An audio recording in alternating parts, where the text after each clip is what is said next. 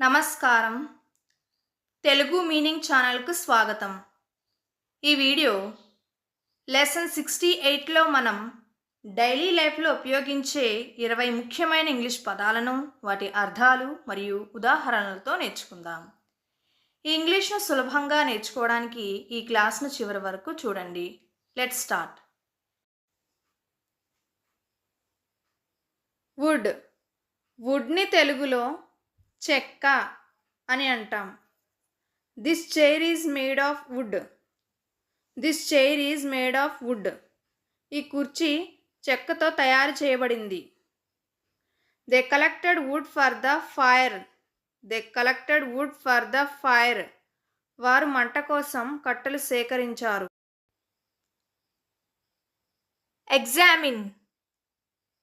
ఎగ్జామిన్ని తెలుగులో పరిశీలించు లేదా పరీక్షించు అని అంటాం.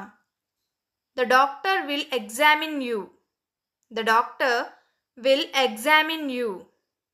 వైద్యుడు మిమ్మల్ని పరిశీలిస్తాడు. Let's examine the evidence. Let's examine the evidence. సాక్షులను పరిశీలిద్దాం.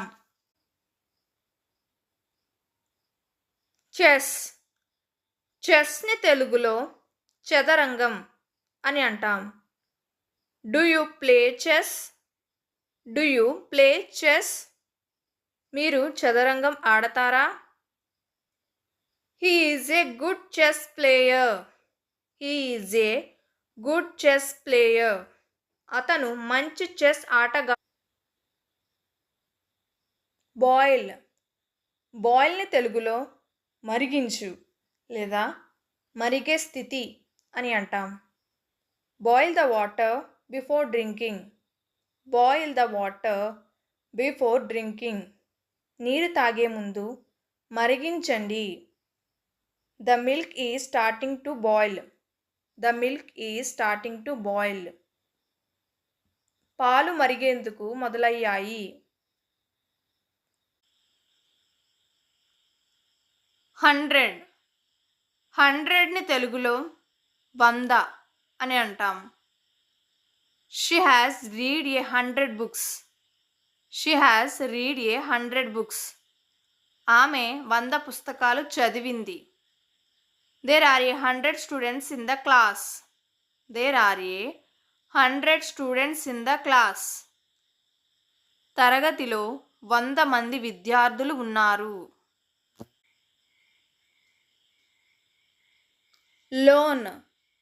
లోన్ని తెలుగులో రుణం లేదా అప్పు అని అంటాం. I took a loan to buy a car.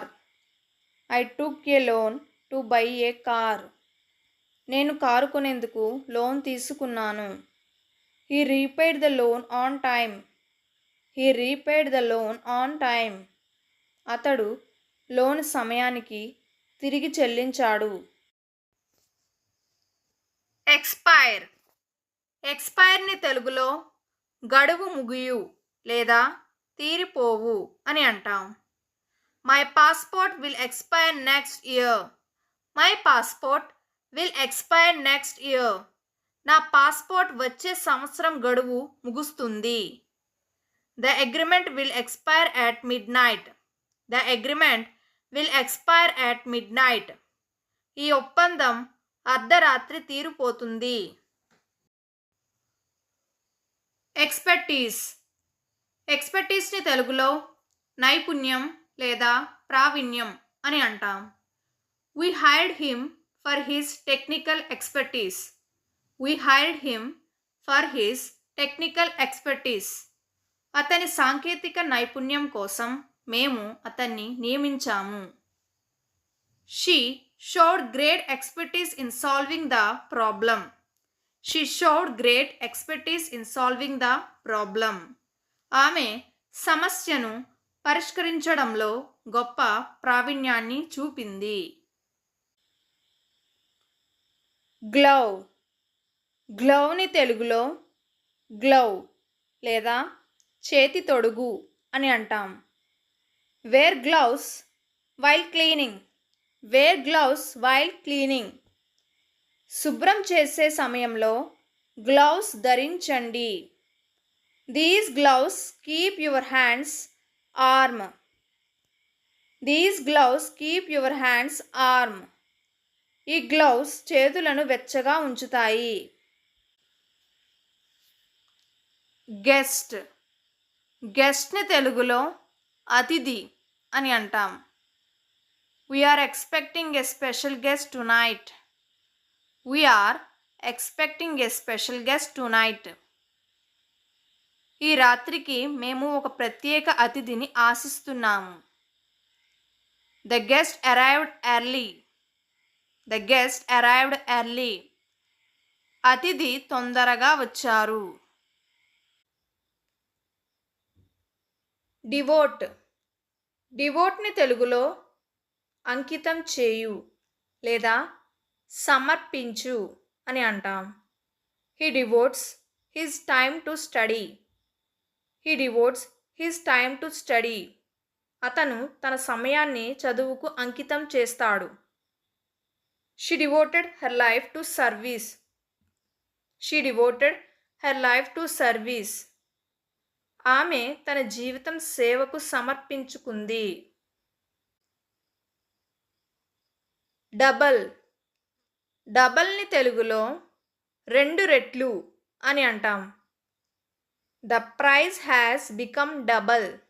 The price has become double. ధర రెండు రెట్లు అయ్యింది. I need a double portion. I need a double portion. నాకు రెండు రెట్లు కావాలి. ఫార్మర్. ఫార్మర్ని తెలుగులో మాజీ లేదా గతంలో ఉన్న అని అంటాం. He is a former president. He is a former president. అతను మాజీ అధ్యక్షుడు.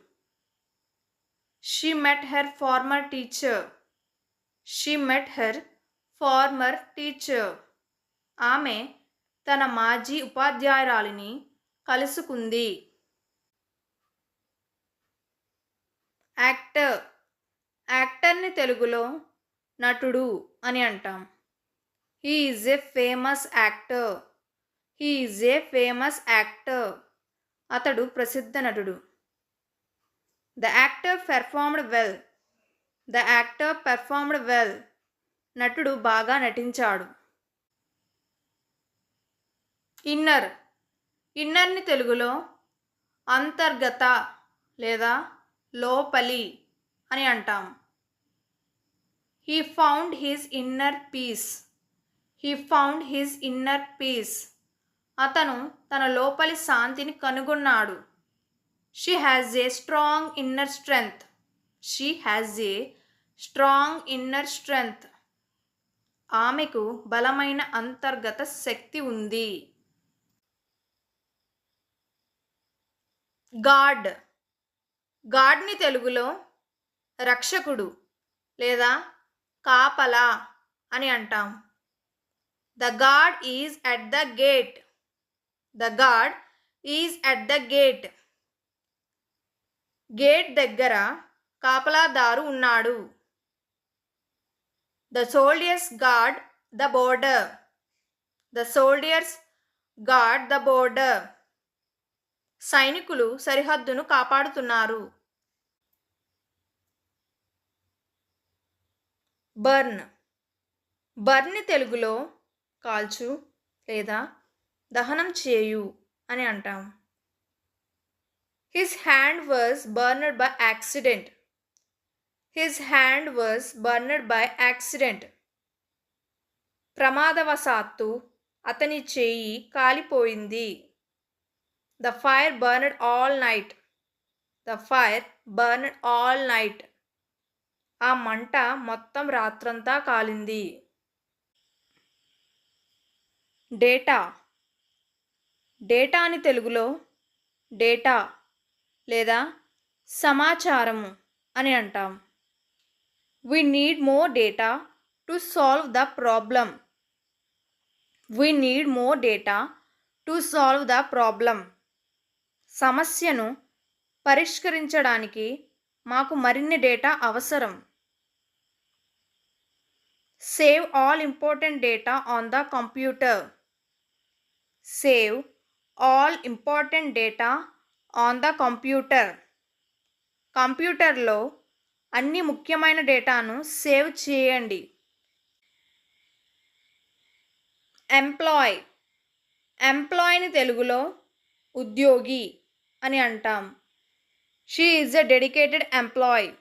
She is a dedicated employee. ఆమె అంకిత భావం గల ఉద్యోగి. The company has many employees. The company has many employees. కంపెనీకి చాలామంది ఉద్యోగులు ఉన్నారు. రిఫ్లెక్ట్. రిఫ్లెక్ట్ని తెలుగులో ప్రతిబింబించు లేదా ఆలోచించు అని అంటాం.